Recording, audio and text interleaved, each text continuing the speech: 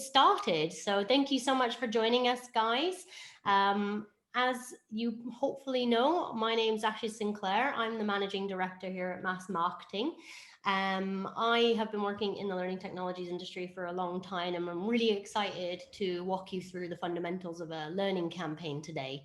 It's been an ongoing frustration of mine that sometimes there's a lot of blue sky thinking and a lot of strategy when it comes to this type of stuff, but really I wanted to actually show you guys the process of building out a learning campaign and show you the how of that a little bit more, rather than just talking more hypothetically about things that we should be doing and what we should be thinking about. Let's actually look at the how of it.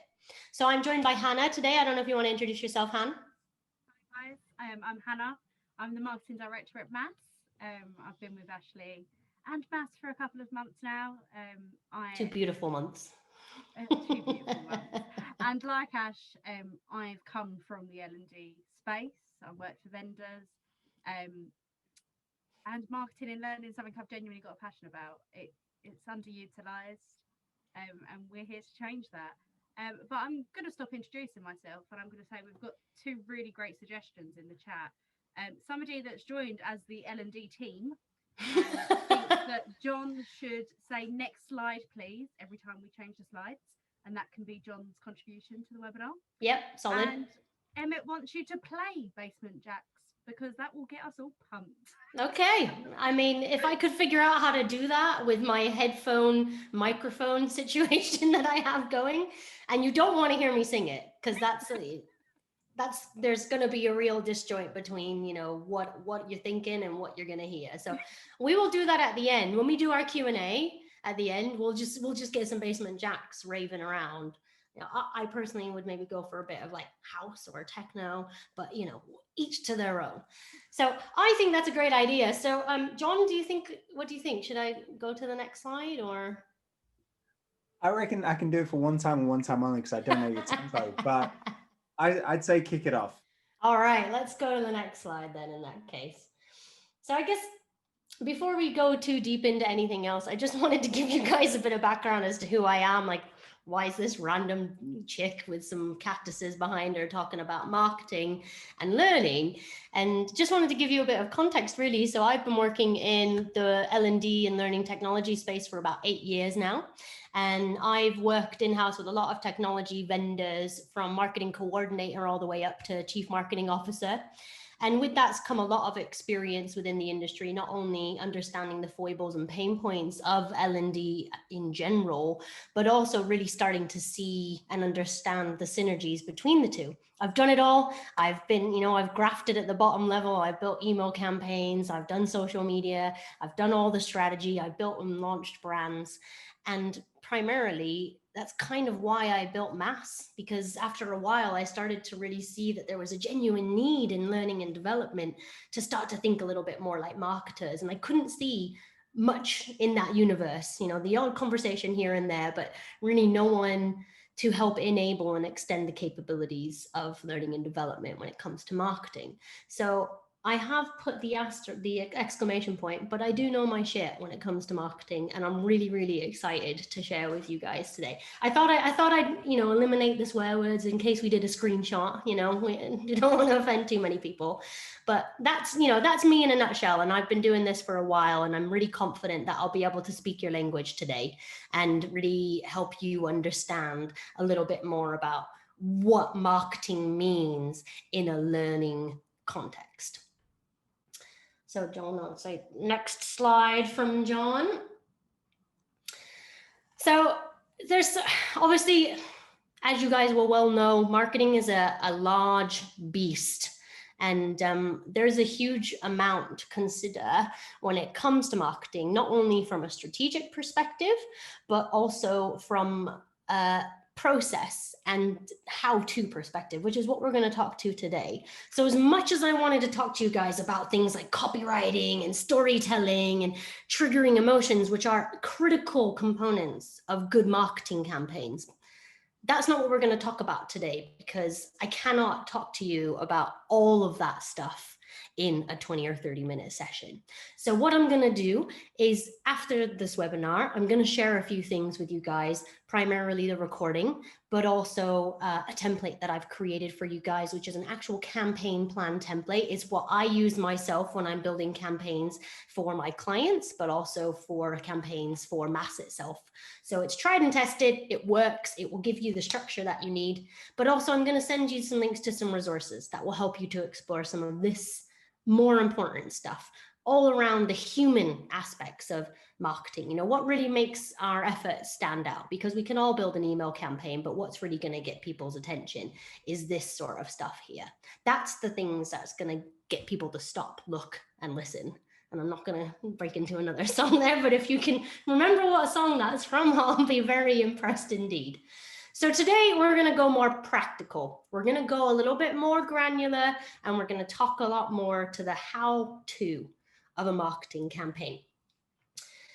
And I'm really curious about whether any of you guys have actually done campaigns in-house or not. So I love a poll, and we don't get a huge amount of data from this because, you know, this is Zoom and we're not got polling functionality. But if you guys actually go up to the top of your screens and select the annotate button, and then select the stamp button, you should be able to select one of 6 little beautiful icons, and you can just click on either yes or no as to whether or not you have actually done a marketing campaign or a learning campaign in-house before.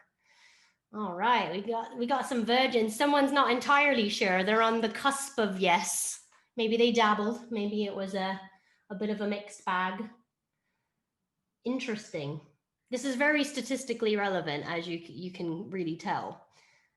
So I'm thinking that we have a few more virgins than experienced seasoned campaign developers. That's great, because we're starting at the foundations here today. And now I'm going to show you the step-by-step guide for how you can build your first ever campaign.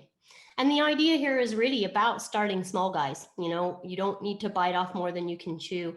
Marketing is a big area. Oh, someone's getting very enthusiastic with the arrows as well. I like it. John, was that you? No. So yeah, so I really am excited just to show you the fundamentals today and not get too carried away with a really scary amount of information. So God, we've got a good mixture, but I think we're more on the beginner side. So let's get started. Thanks, Han. So I absolutely love this image, and this is something I wanted to share with you guys because this is something, I think it's done by a company called Smart Insights, and I could have spent an hour recreating that, but they did such a great job of it. So I just wanted to show it. And really, it shows all the different potential touch points that you might see with someone buying something online, you know, whether that's from an Amazon, for a clothing retailer, DFS, whatever that might be. As you can see, there is a diverse range of channels that they're using, but primarily that even though we're looking at this from a linear perspective, it's very cyclical, and there's multiple touch points across the entire journey. People don't buy in linear fashions. We can map it out that way, and we can say, okay, first they're going to do this, and then they're going to do that. But people are unpredictable, as you guys will well know in the learning context alone. So what we need to do is still develop a good, robust process, which allows us to plan and expect the unexpected, but primarily still stick to a linear way of working, because that helps our brains. So even though a journey, a buying journey, a learner journey, a marketing campaign journey is not linear, our planning process can be. And what I really am going to talk to you through YouTube, can I even speak today? What I'm going to talk you through today is the 6 fundamental steps of a marketing campaign. Yes, who's got the sorry, I don't even care. Who's got the on-brand Zoom screen? There it is. Love that. Absolutely fabulous. Step forward and introduce yourself, please. I didn't mean to break the flow here. Oh, please. No. It's beautiful. I promise I was paying attention too. Hashtag on brand. Yeah, I just to spice things up. Alvaro from ING Bank Amsterdam. Nice to meet you. And so far, you're winning the star prize. I'm glad you read my email today. Fabulous. Please keep that on the whole session. If you can do my marketing for me, that's, my job is done. The beauty of this. So without interrupting myself too much, what I want to do is talk to you about these 6 fundamental stages. So we're looking at goals. Now, this is something I actually see so often, where we will do things in learning and development and not really consider what we're trying to accomplish. And that's very much the case when it comes to campaigns as well. So before you ever start developing content for a campaign and targeting people, what is it that you want to accomplish? What KPIs might you have in place to actually measure that? How can you benchmark to prove that you went from A to B? Even if A to B is so tiny and incremental, those gains are important for us to understand the progress that we're making.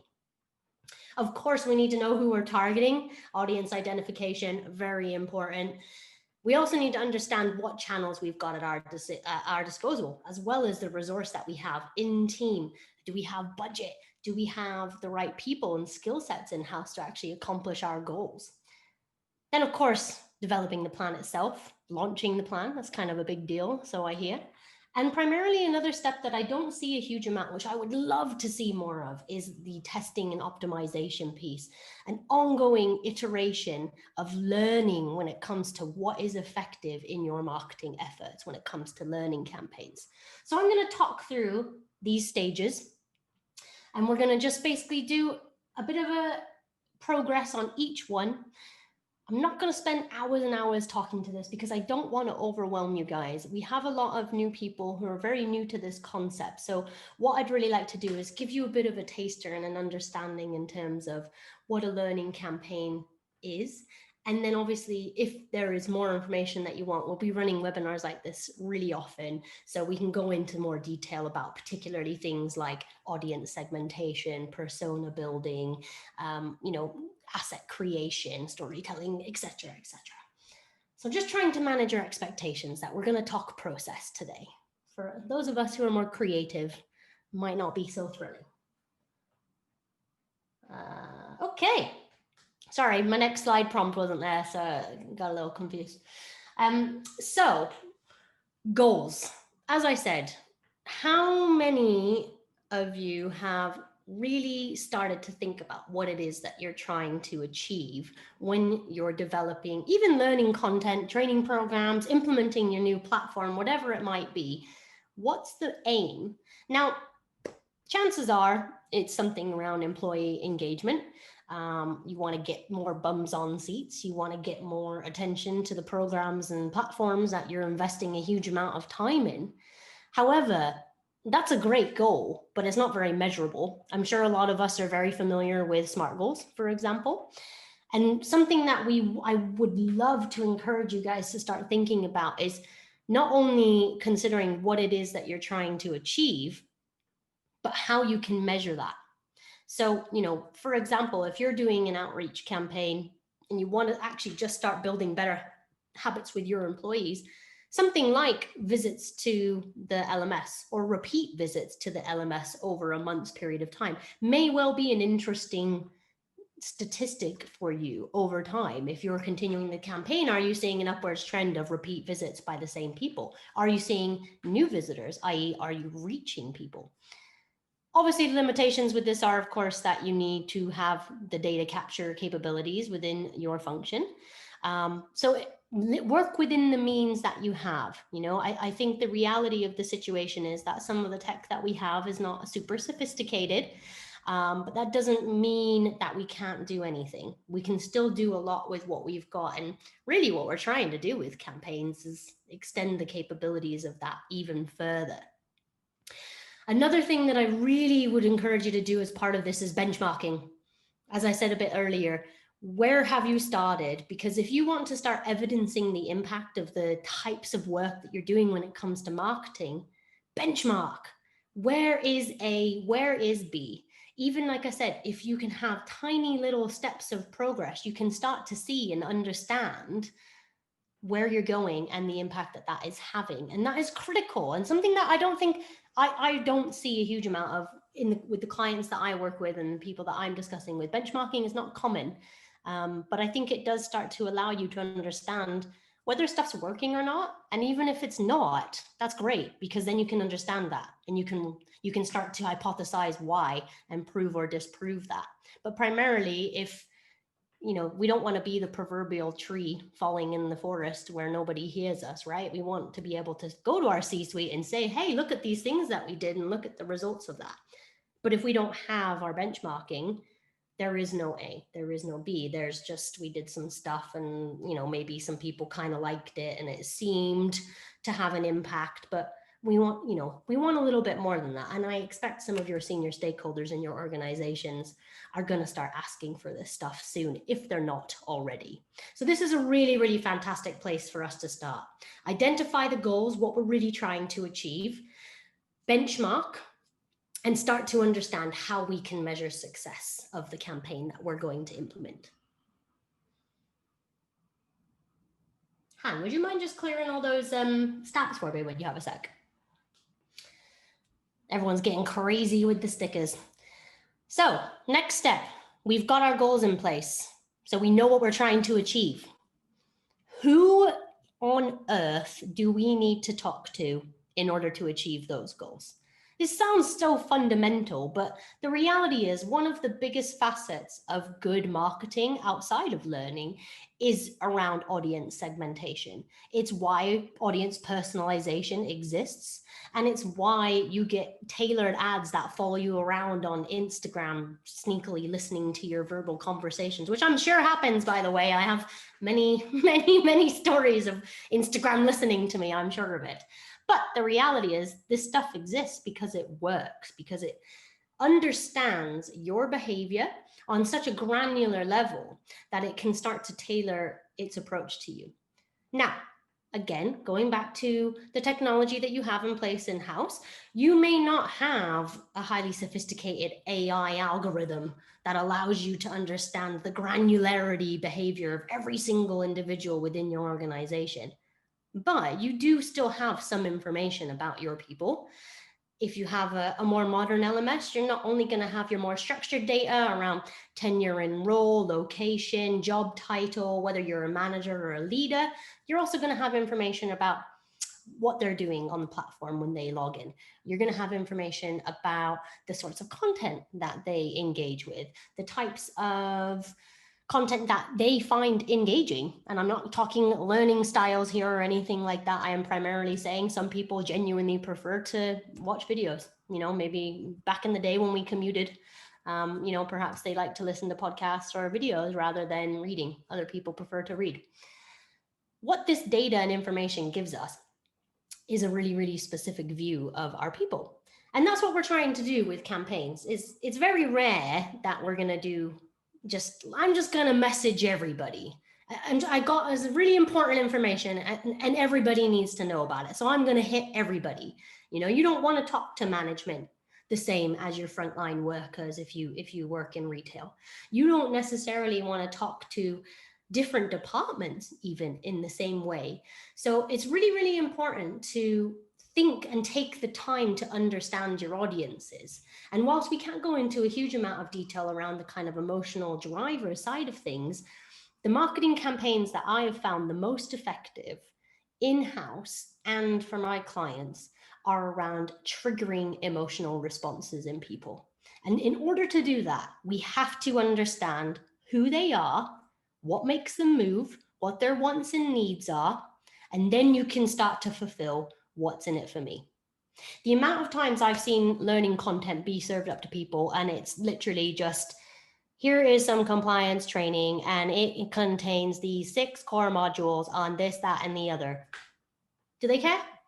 Do they want to do that? The answer is no. We have to start thinking, putting ourselves in our learner's shoes. So if you want to start getting more people coming to your platform, engaging with your content that you're investing a huge amount of money and time and resource into already, you need to start taking the time to understand what moves these people and what motivates them. They're not in love with learning like we all are, unfortunately. We live in an attention economy these days, and we are competing for their attention. We're competing against Instagram, whether we like it or not. So what can we do to get their attention? Understanding them. Sorry, Han.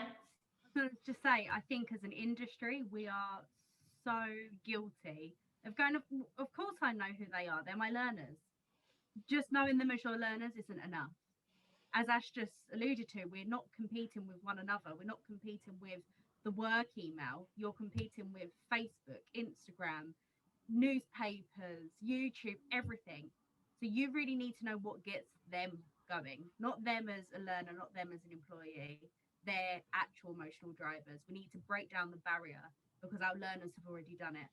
They aren't seeing them work self and their home self. They are one person and you're competing for their attention throughout it. Yeah, and I mean, they're being stalked on Instagram and such like too. They're having those personalized experiences. So, whilst we don't necessarily need to replicate that in its entirety, if we're going to build a campaign that's going to be effective, we need to understand who we need to target to achieve our goals and what it is about them that's going to make them move. Which takes us on nicely to the next step, which is understanding the channels that we have available. So it's probably one of the biggest pain points that I see and experience with my clients is the limitation of the ways that you can contact your people and your learners. Because some places have more sophisticated solutions than others, but primarily you're probably looking at push notifications or emails from your platform, maybe in LMS or in platform notifications. You probably have an intranet. You also maybe have more casual social networking channels like Teams or Slack. Those are probably the fundamentals that I've seen in-house. And whilst some have more sophisticated stuff that you can tap into, i.e. a comms team who maybe allows you to just email them directly and things like that, but they can be quite political gatekeepers, as I've experienced. So I think this is a really important step because you've still got to exist within the parameters that you've got. And, the reality of the situation is you aren't on Instagram and you can't infiltrate their phone in the same way. So for me, it's important at this stage before you start building out your campaign assets. We know what we're trying to achieve. We know who we're targeting with the campaign. We need to understand the ways that we can actually reach these people, or the ways that are going to be most effective at helping us achieve our goals. So really, when you start to think about that, it may be, you may not even want to do loads of different channels to begin with. That might be quite cumbersome and quite intense for you. So maybe just trying a consistent campaign over Slack or Teams over a 2-month period to see if that can help with engagement. A big part of what you'll see me talking about today is all around consistency and keeping front of mind with your people. The reality is I see time and time again where programs, platforms, etc., are launched with a perfunctory single email sent out on the day of launch, and people are then absolutely bamboozled as to why platform usage remains low. And that's because we haven't changed the habits in our minds of our people. We haven't even let them really know that we exist, because really the most effective brands, if you think about it, and the most effective campaigns, they stick around. They're there for a while. One of the ones that always sticks in my mind is that Coca-Cola one, where they had the names on the bottle. I think that spanned maybe 6 to 9 months, and they originally started it in just a few countries, and then it just spanned out, and they had a huge social media campaign. They used a lot of user-generated content to support that. Obviously, people posting their own photos and their own videos, etc., etc. But they started small, and they used the channels that they knew their audience was going to be in, i.e. social media, to really help increase the virality of that. So not only did they keep front of mind for an extensive period of time, they used channels that were appropriate for their audience, that were going to get them the best results that they wanted. I have to interject here. We've just had a great comment from Kate, I think it is. Yeah. Saying, be creative. We once used printed toilet paper to reach people. I love that. That even blows my mind. That's incredible. I mean, that is some serious out of the box thinking. But I think that, you know, that's the reality is, you know, I just mentioned digital channels there because they're a little bit more accessible. But, you know, as we do start to go back into the offices, don't underestimate the sorts of things you can do there. And, you know, even things like I've seen some good campaigns where printed material can work quite well, like goodies and giveaways. And, you know, as long as the stuff is good and it's not like a pen, you know, there can be some really incredible stuff you can do. But that kind of actually takes me on really nicely to the next step. Oh, not the next step. See, I needed my next slide guide. But what we're going to talk about next is resources and budget and things like that. So that was going to be a wonderful segue, but I forgot I added this slide. So I wanted to interject and make sure you guys are paying attention, but you clearly are after Kate's toilet roll comment anyways. So if we go back up to the annotate section and select our stamp again, can you guys let me know, what do you think? How long do you think a campaign should last?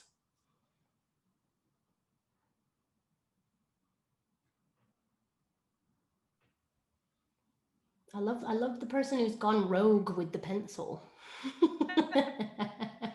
There's always a rogue one, isn't there? All of it. All right. There we go. There's the innovator. All depends on what you're selling at the bottom. Yeah. Yeah, and I think that's exactly right. You know, there actually is no correct answer here. If we go back to the original question of your goal, that will help very much define the length of a campaign. Now, that being said, I personally feel that 2 to 4 weeks is quite short. And unless you're gonna have some really big noisy stuff and some big budgets, you're really not gonna be able to imprint on people's minds in the way that you might like to in such a short period of time. I could also see some campaigns, say if you really wanted, you know, God forbid I mention the word learning culture, but if you were really looking to change the perceptions of your learning brand internally, and you genuinely wanted to start to embed yourself in the minds and hearts of your people, I could see a type of branding campaign like that spanning a whole year. And whilst you wouldn't be able to plan every single facet of a campaign in that year, you could know that, okay, these are the themes that we're going to touch on, and this is the sort of channels that we're going to use, and you can learn and iterate whilst you're doing that.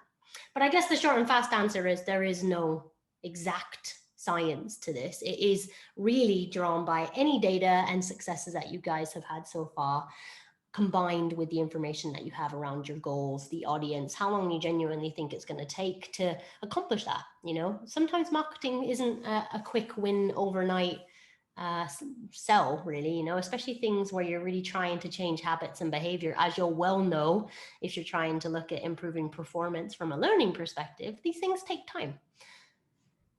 All right, so let's talk about resource. Thanks, Han.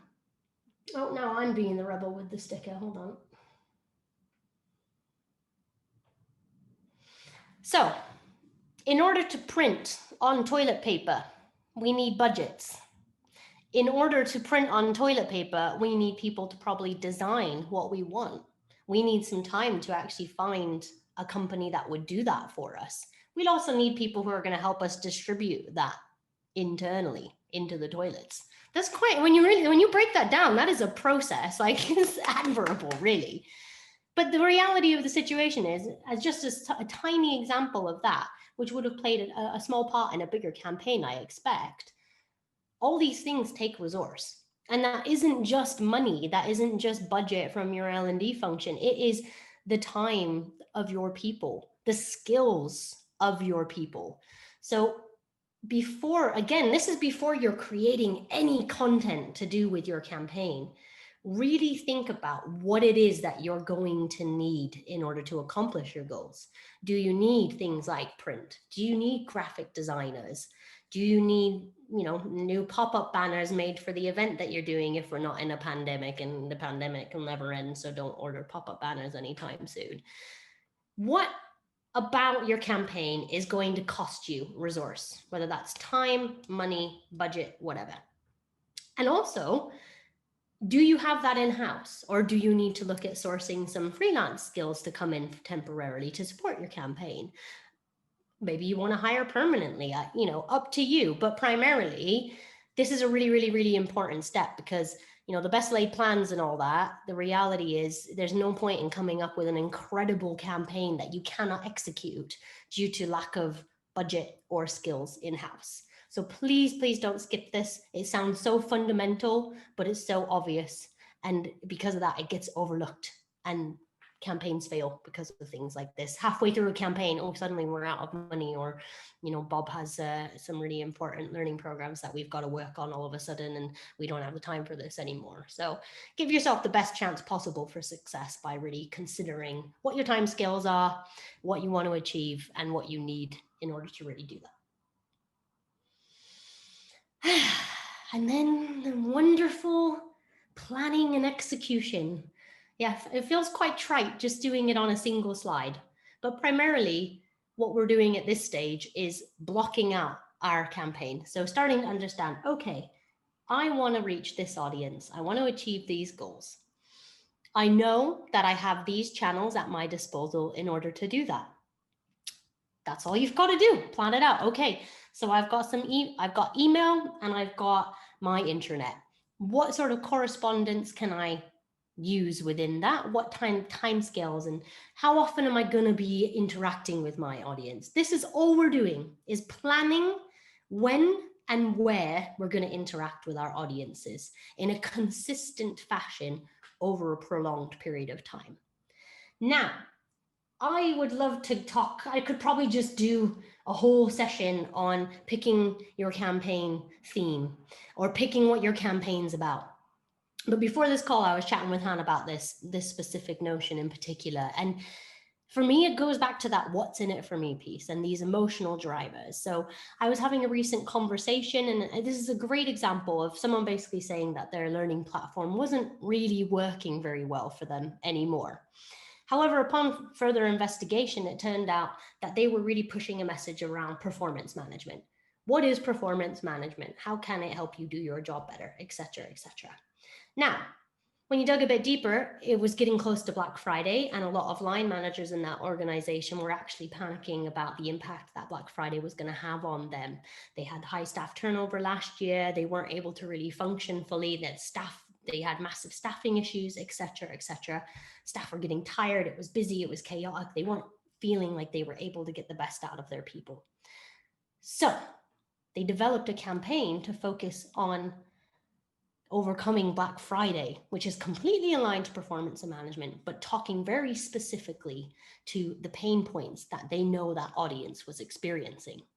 That to me is the difference between a campaign and sharing some information. And that's what we're looking at here, is really starting to understand that audience, really starting to think, what are their fears? Like, fear isn't really an emotion I think we should steer too far away from, because it does drive some of our human behavior, and it's okay to understand that. Doesn't mean we need to scare our learners, but understanding what scares them and showing them how we can help them with learning and information that we've got available within our function can really help to just give an edge to your campaign, rather than what is performance management, actually, be a superhero in Black Friday, or, don't feel over your head this Black Friday, et cetera, et cetera. Simple, tiny changes like that can make a massive difference. Of course, we'll give you the template. As I said, we're going to share that within the next week once we've got the recording and everything together as well. That'll give you a really good structure and framework, which will just enable you to start to think about this in a more processed manner and plan as much as you can. As I said, like if you're spanning a year, you're not going to be able to do it, but plan as much as you can, create as much as you can in advance too. So again, a lot of the campaigns that I've done that have been really effective, I planned as much as I can in advance, and I've created as much as I can in advance. And then a lot of my energy can be spent on other things. So then I'm just, putting my imagery in an email, putting my copy in an email, but I've already planned it all. And what that does as well is that allows you to get a more bird's eye view of the campaign as a whole, rather than looking at it as single interventions. You can actually say, okay, how do these 6 emails that I'm going to send out put together? What do they look like if I looked at them all at once? What does all this imagery that I'm going to be sharing on Slack and the posters that I'm putting in the kitchen and the messages on my loo roll, what do all those look like together as a bigger picture? So it can really allow you to see if that message is really starting to thread through the entire campaign, and will allow you to understand if you feel it's going to be effective. And the reality is, we don't know if it will be effective. That's why we are marketers. We learn, we experiment. We fail a lot. Guaranteed, if I do an A/B test on an email, I will be like, that subject line will win. Never right, never right, never right. This is why we test, because we start to learn about our people the more that we test. So say if you were doing a longer campaign and you were testing simple things like email subject lines, over time, you're going to start to understand what's going to result in more opens. Is it emojis in a subject line? Is it using their first name or some level of personalization? Or is it factual language? Is it engaging, provocative language? Tiny tests like this will start to help you really optimize the effectiveness of your campaign and will allow you to, over time, improve what you're doing. If you're benchmarking, you'll be able to see that as well. So I'd really encourage you to do as much testing as you can within the capabilities of the tech that you've got. But there's plenty that you can test with. Could you send an email at the same time of day with different different types of copy, or an image versus no image, etc., etc. My speculation would be the image one would do better, but see, we just don't know. Sometimes plain text emails work a treat. It's very weird. So the reality is, just test. If you make some guesses, hypothesize about stuff, and then prove or disprove it. The beauty of data is it's not here to tell us what to do. It's here to give us information and to allow us to tell stories around that data and hypothesize and then prove or disprove it. It's not absolute. We're not saying, okay, this data says this, my learners now do that. No, this is giving us a direction that we can start to explore and go down. And then maybe we're going to deviate and change direction. So please, test, challenge yourself, challenge your own thinking and your old ways of doing stuff, because the reality is the areas where learning happens is when stuff sometimes doesn't work so well, at least in my experience. And really, to summarize, before we just go into the Q&A, I just wanted to kind of envelop some of the key things for me with regards to this campaign process. As I said, there's so much more to the content itself that would sit in a campaign around your copy, engaging imagery, how to convert the best, how to get people to click, etc., etc. But we're talking process today. We're talking practicalities. So things I want you to think about. If you're launching something, pre-launch, just as important as post-launch or launch itself. So again, as I said, we don't want to be the proverbial tree falling silently in the woods. When I've launched brands in the past, I've spent a good 2 to 3 months before the actual brand is launched, actually building an audience and getting excitement and creating buzz around these things. Because the reality of the situation is, if we don't do that, we're starting from the very beginning on the day that we launch our platform or our program or whatever it is. So we need to give ourselves the best chance possible, and we need to start engaging with our audience much earlier and starting that conversation. Another thing, although I said campaign duration isn't absolute, really think beyond just sending one email, just posting once on a social platform or Teams or Slack or whatever it is. Go beyond that and really start to think about that consistency piece and keeping front of mind over a period of time to start to shift habits with people. That's the only way it's going to work. If we just do one email one time, nothing's going to change. It's not going to, you'll get some people who will click, who are curious, and other people will, well, I might look at that later and then forget after they've been in 1,000 Zoom meetings all day. Of course, the final couple of things for me, find your end goal. Talk to your people's wants and needs. Think about what's in it for me. Think about the emotional drivers. Benchmark so you can prove what's working and what's not and understand the progress that you're making. And finally, do not be afraid to fail. It is okay for things to not be super successful initially. you're learning about your people, you're trying some of this stuff for the first time. It may not be hugely successful, but take learnings from why and understand more about your people and the channels that are working, the types of language that's working, etc., etc. So don't be afraid to fail. So that's pretty much it from me. We've been chatting for about 35 minutes or so. So those of you that do want to stay on, I don't want to steal too much of your time. But Han, I don't know if there's been any questions in the chat or if anybody has anything they'd like to add at this stage. Loads of questions, Ash. Oh, okay. I've been trying to keep a note of them all, so we can jump straight in. So the first one is from Marsha, and she said that you mentioned that not everyone's doing this. So really her questions around influencing the L&D leaders and the C-suite who are not convinced that learning campaigns are necessary. What are the key points that you would use to drive home the need to get time, people and resources and budget to drive these marketing activities? Yeah, so I think that's a great question, and there's a kind of twofold answer. One would be that I would maybe not ask for permission first and foremost, and I would use a bit of my budget to do a small pilot and prove that it works. But if you don't feel like you're able to do that, or your organization might frown upon such rogue maverick behavior, primarily the things that I would say to you is ask them point blank questions. How are we going to reach these people?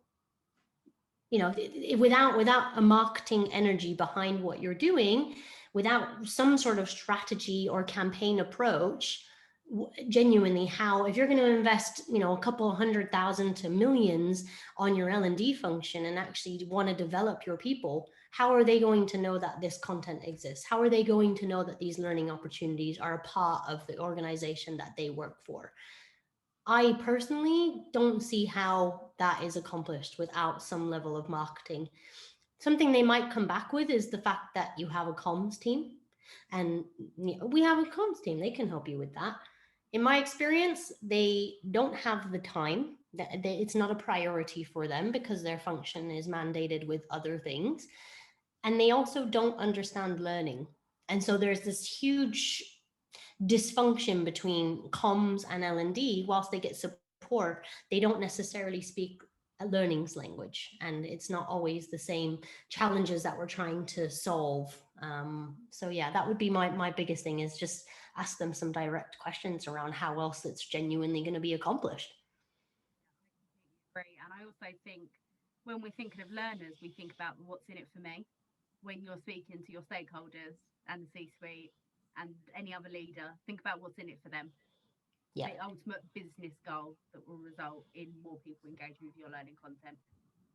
Yeah, and I think, you know, if you think about impact and stuff, if you say, okay, you know, we've invested X amount in a platform, we've invested X amount in this, how are we going to bed these things into the organization? You know, otherwise we're just spending money, we're burning money, and we're not extending our investment. And, you know, in a couple of years, we're going to turn around and say that ain't working. Is it the tech?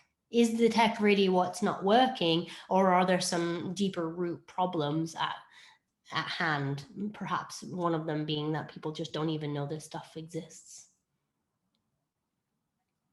The next question's a bit of a double whammy because two people contributed to it.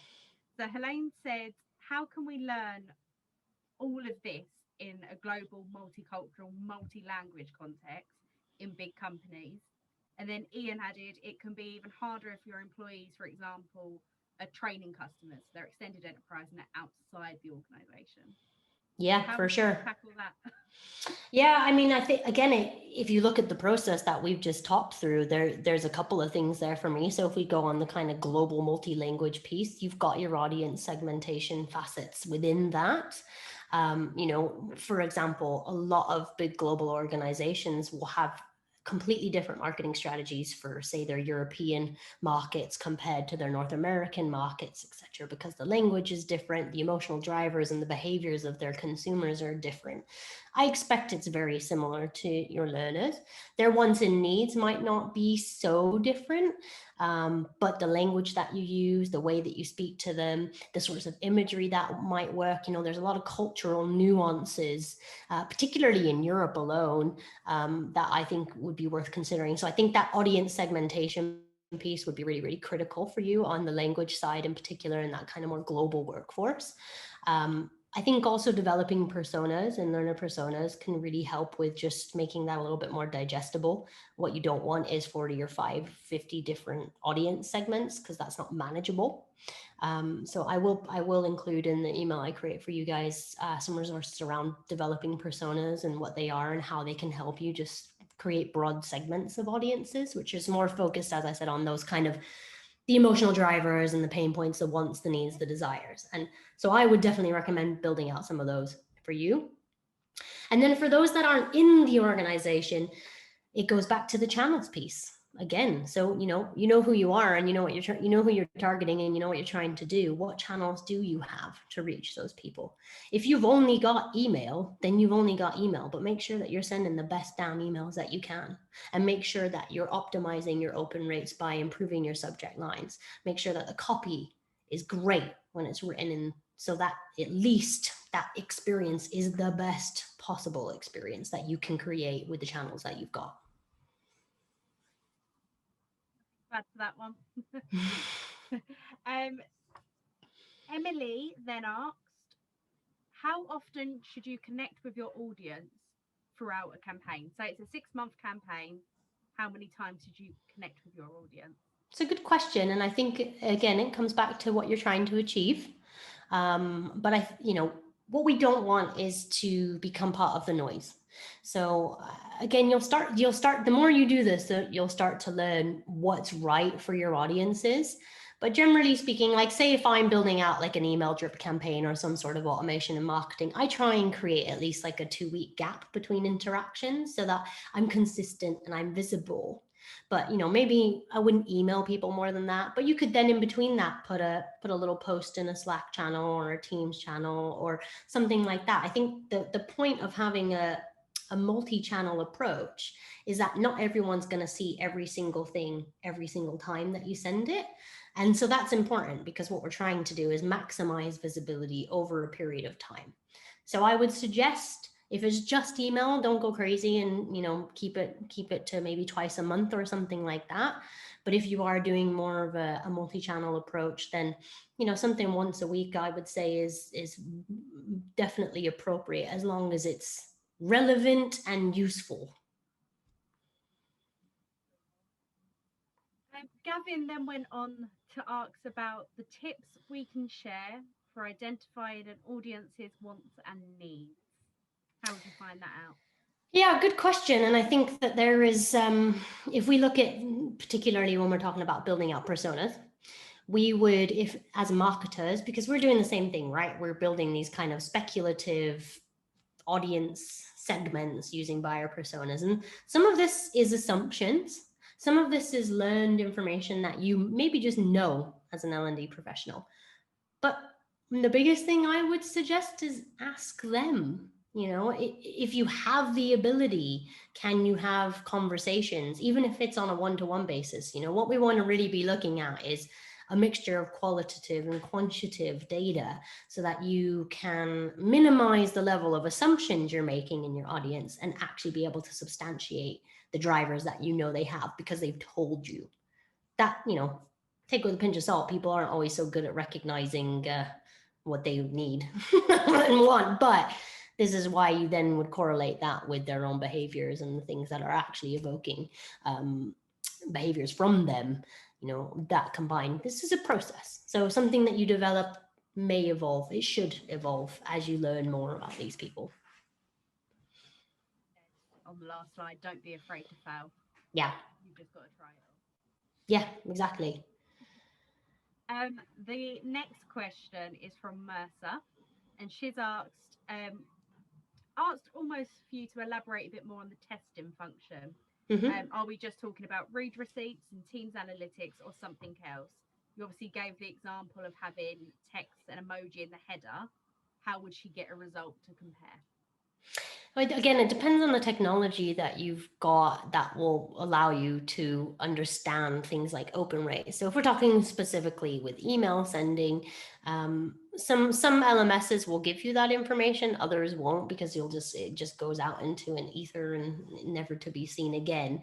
What we're kind of looking at is getting a bit more insight and data, but there's also other ways that you could get information and test. So, if you haven't got Google Analytics on your learning platform, for example, start doing that. You could then direct 50% of your audience to one page with certain text or imagery. You could direct 50% of the audience to a different page and start to see which of those pages helps you accomplish your goal better, whether that's just getting someone to undertake a course or some training or whatever your goal is.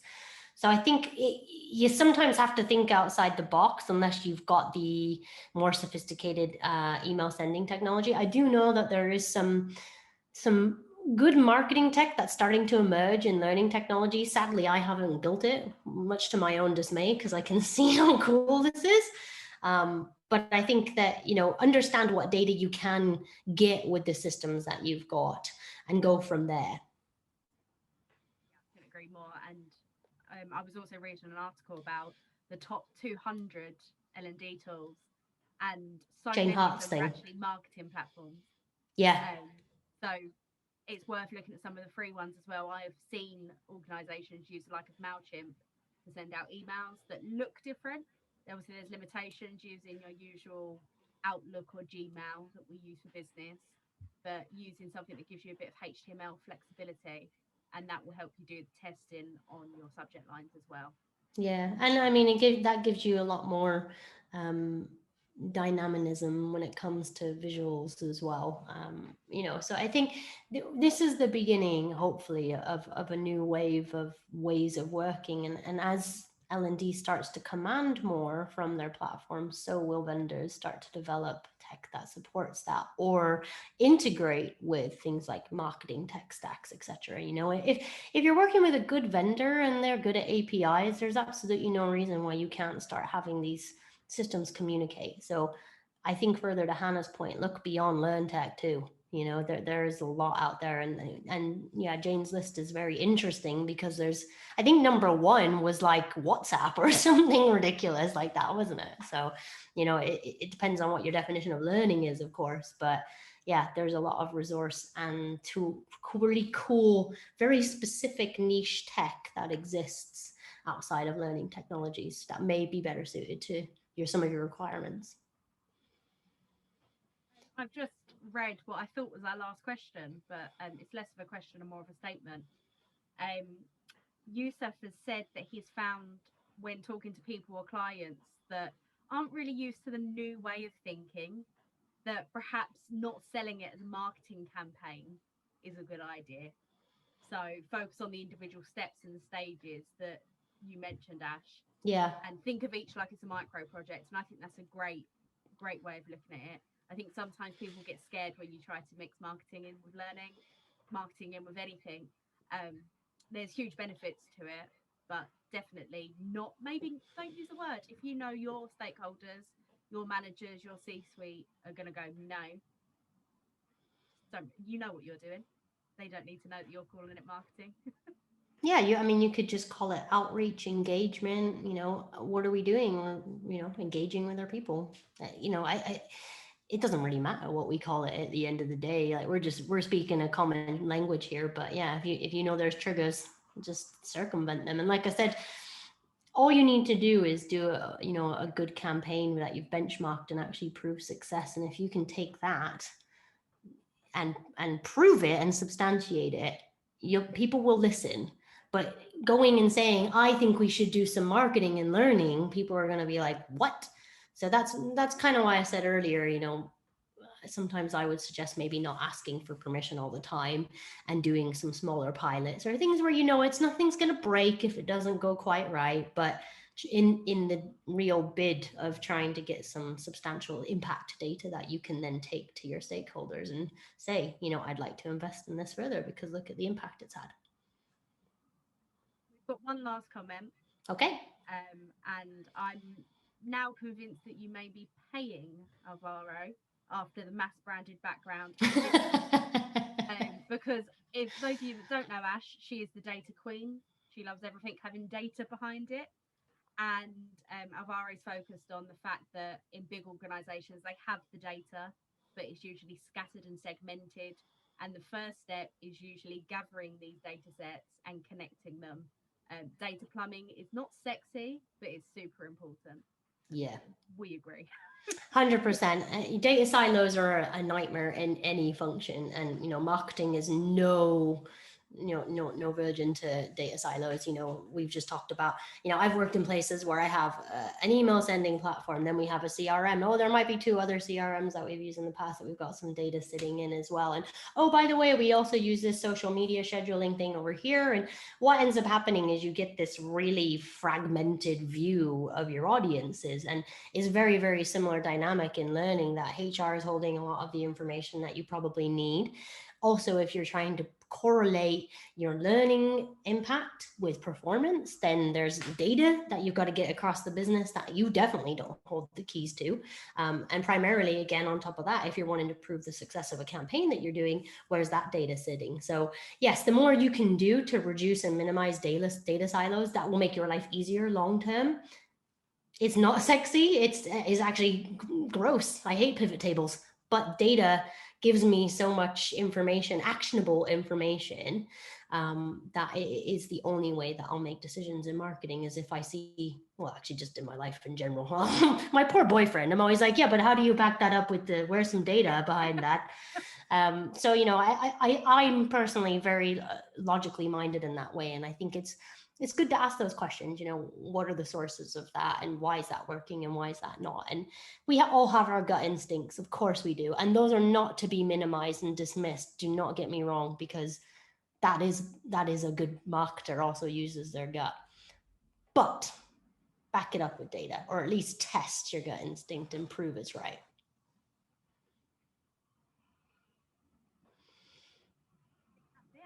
I think Yeah. you've answered everyone's questions, unless anyone's got a last minute one. No, well, look, I thank you so much for staying with me, guys. It's we've been chatting for nearly an hour, so I don't want to steal any more of your time. Oh, we got I got a yes, and I can see her frantically typing. Well, we won't hold fire. You. But thank you so much for the branding, Alvaro. I very much appreciate it. It's been a wonderful view throughout my presentation, just to see that great blue screen.